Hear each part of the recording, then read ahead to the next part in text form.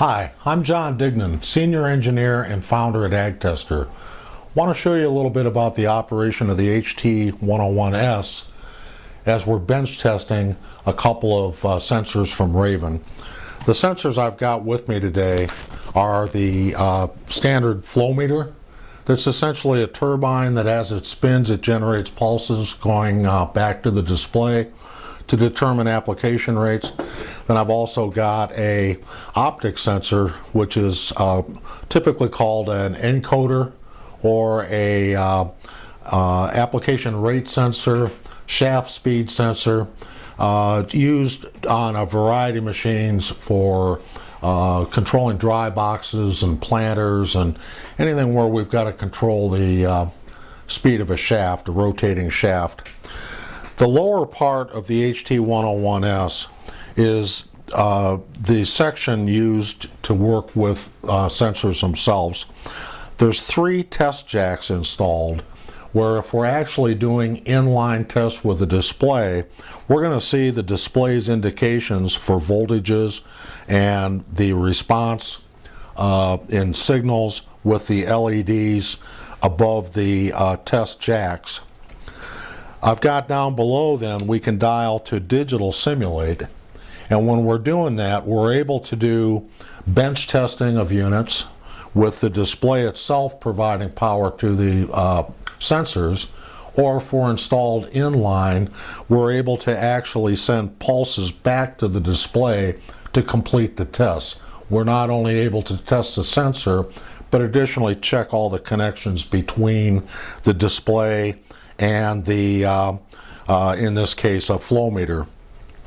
We're able to use with flow meters, we can make tests using the meter section up above and actually use our patch cables to connect to the connections coming back to the flow meter from the display.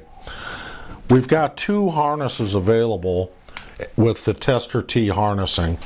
We've got an inline harness that actually interrupts the connection between the display and the sensor, and then we've got a standalone connection.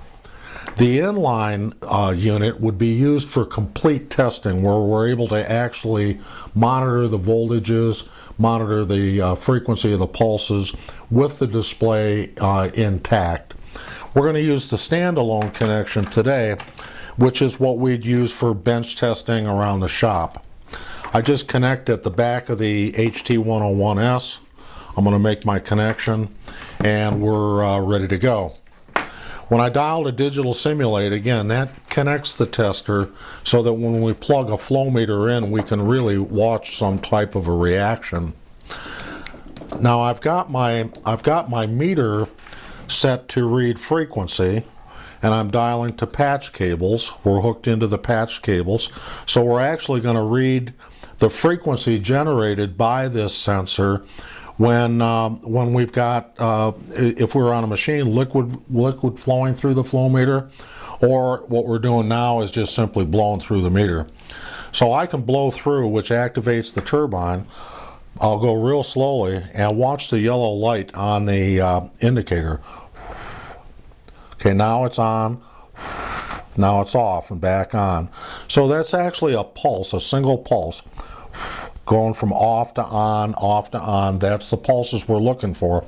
That's what the display is going to use to calculate rate. Now these need to run real smoothly on a machine. As I blow through it, we can see the yellow light blinking, which tells me the flow meter is good. So as a general check, all you do with the standalone harness is just simply plug it in, blow through it, and you'll see it work.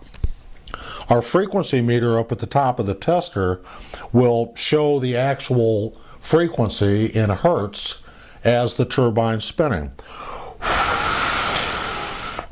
Reaches about 12 hertz or 12 pulses per second. On a machine, when there's liquid flowing through it, what we'll be looking for on the machine is stability in the reading. And it's going to read fairly low with this type of a flow meter. Other flow meters will generate multiple pulses per revolution, and the frequency is going to be that much higher then accordingly. The other sensor that I've got is a shaft speed sensor, and these sensors are designed where they actually generate 180 pulses per revolution. Other manufacturers might be 360, might be 60 in some cases.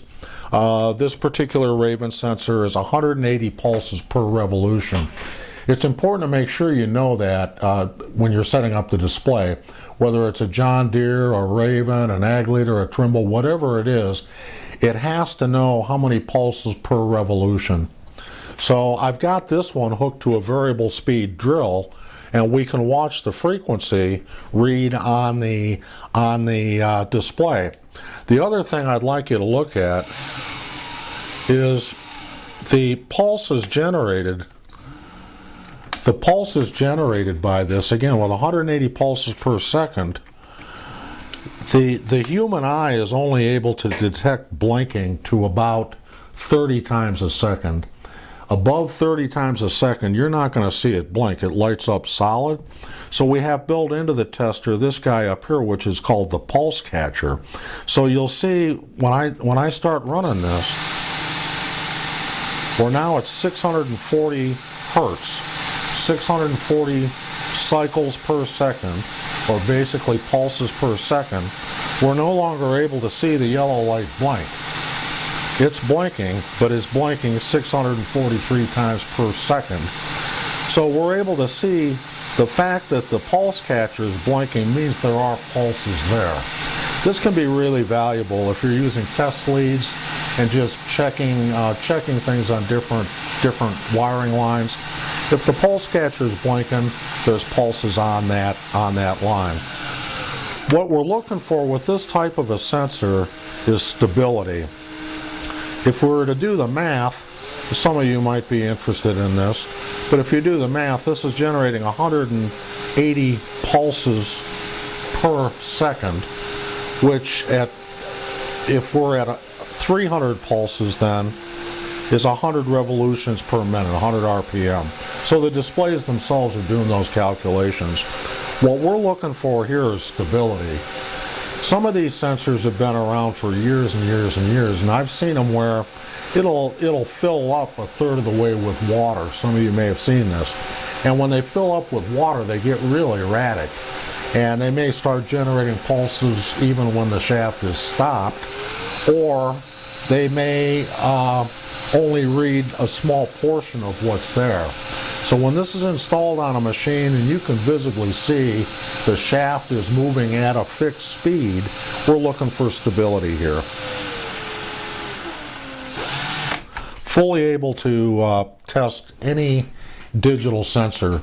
Analog sensors are a little bit different, and different manufacturers are going to work differently. Let us know through the contact us at AgTester.com. Let us know what it is you want to connect to, and the adapters will then be made to accommodate the testing through the connections available on either the standalone or the inside or inline testing harness. Thank you much.